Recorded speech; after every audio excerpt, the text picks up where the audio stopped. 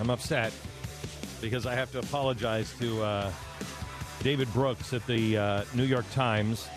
Of course, David Brooks is a brilliant, very conservative, did I mention brilliant, a soothsayer at the New York Times. And he was in his ivory tower, and he made a statement about a year ago, and I want to apologize to him because let's play his statement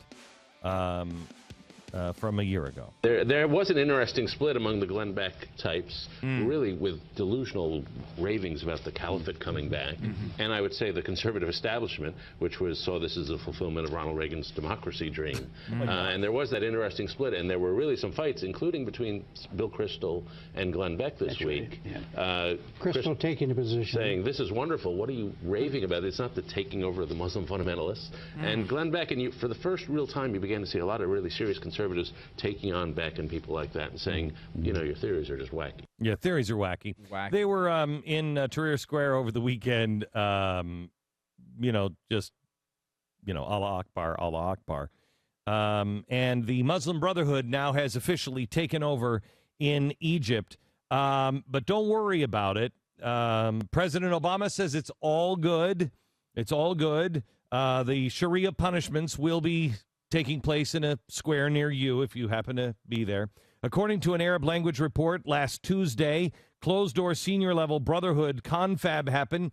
The Islamist group intends to get rid of film and artistic heritage. That's a quote. They're going to replace police uniforms with Islamic Guard and make memorization of Islam's holy book a precondition for advancement in school. The sweeping changes, dubbed now the Jazira Plan, Jazira, will be put into place as soon as Dr. Morsi assumes the presidency. This is according to a report over in the Middle East this weekend and Investigative Project. The first step in the plan is to replace the national anthem with the so-called Anthem of the Islamic Caliphate. That's a delusional ranting you just did there. Soon followed by the abolition of the Ministry of Information and replacing it with an Islamic media organization whose sole aim will be to publish Islamic heritage only. Today at 5 o'clock, we're going to be giving you the names of the people who said that what was it? He said that this was the Republican establishment, this is exactly accurate.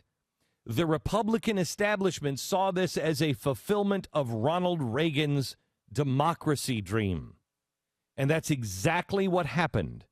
The Republican establishment did see it as that. This is great.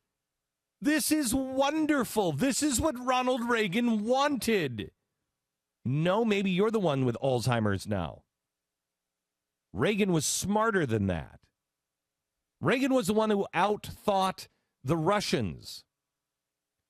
The Republican establishment is worthless. And you need to be aware of the people that said that were part of this is a Reagan revolution. You need to be aware of those people that saw it. They were so blind they couldn't see this coming.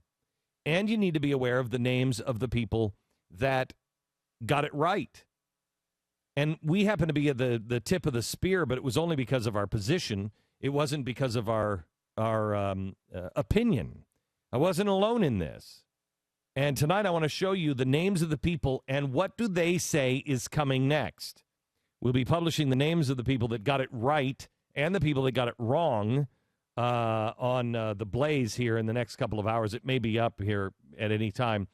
And we're going to be doing a multi-part story on what's happening. First, the names of the people that got it wrong and the names of the people that get it right. Who do you listen to? Who do you make sure you don't listen to in the Middle East?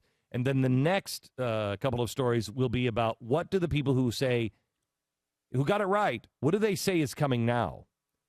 Because things have really heated up in the Middle East and are beginning to accelerate, and I fear we are going to have the same kind of, oh my gosh, let me misuse this word, neocons say the same thing. Because that's exactly, when you're talking about neocons, you're first misusing the word. You don't understand what that word means if you're using it against people like Bill Kristol. But let me point out that I'm going to use it the way the people misuse it. That's what Bill Kristol is.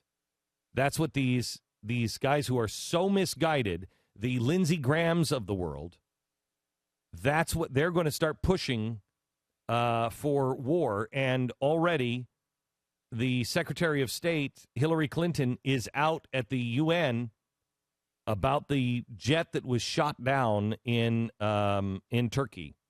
I fear this is a setup. I could be wrong, but I fear it's a setup. Really not good. Russia is on the side of Syria.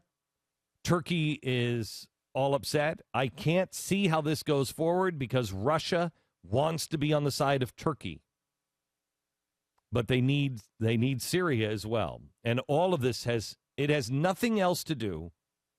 It doesn't have anything to do with anything except Israel and the reshuffling of the globe. That's the thing that you need to take away from the mercy win this weekend over in the Middle East.